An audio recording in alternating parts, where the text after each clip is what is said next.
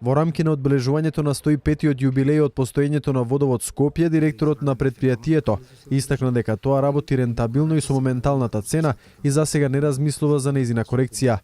Во однос на водата, Србиновски посочи дека скопјани пијат чиста и квалитетна вода, а пак градот располага со доволни количини на истата. Градот Скопје пие навистина чиста, здрава, квалитетна вода, без никакви хемиски препарати, без никакви пречистителни станици и без никаква потреба од третман, освен она законска обврска што имаме за хлорирање на водата, која стигна до самите граѓани. Овој благотец, да го кажам уште еднаш, само уште граѓаните, жителите на градот Виена, главниот град на Австрија, го имаат и нашите граѓани на градот Скопје. Практично сите други градови имаат фабрики за вода, каде што по хемиски пат се добива оној квалитет кој е потребен за самите граѓани да може да користат водата. Директорот на претпријатието нагласи дека работат на рапидно развивање на канализационата мрежа како и на атмосферската канализација.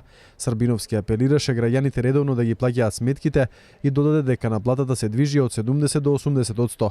Јубилејот од 105 години водовод Скопје ќе го прослави со 1142 вработени.